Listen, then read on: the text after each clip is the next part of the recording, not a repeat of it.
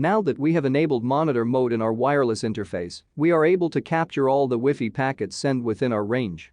Even if the packet is not directed to our computer, even if we are not connected to the target network, and even without knowing the key or the password to the target network. So all we need right now is a program that can capture these packets for us. The program that we'll go on to use is called Airodump-ng. It's a part of aircrack-ng, and it's a packet sniffer. So it's basically a program designed to capture packets while you're in monitor mode. So it'll allow us to see all the wireless networks around us. It gives all the MAC address around us, its channel, its encryption, the client's dot connected to it, and so on. Let me show you how we are going to use it.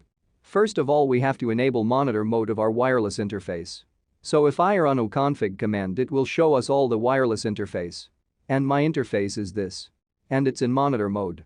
Now to run Airodump-ng, just type Airodump-ng, and followed by your wireless interface.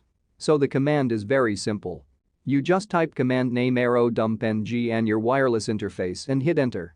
You can see it start working. It is discovering all networks around me and the useful information about them. This will run until you quit it.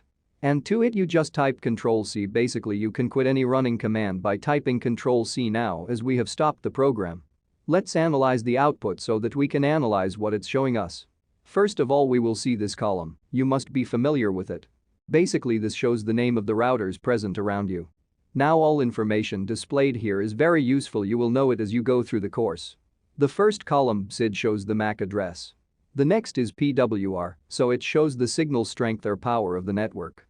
The higher the number, the better signal we have. The next are beacons, so these are the frames sent by the network in order to broadcast its existence.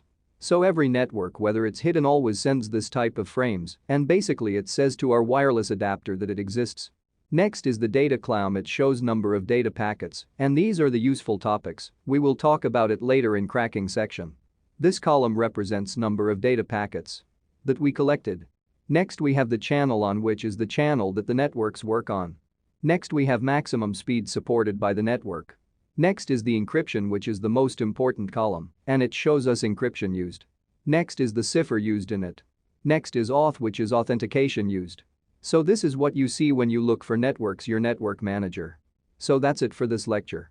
I just wanted to give you a quick look on how to discover all of the networks around us.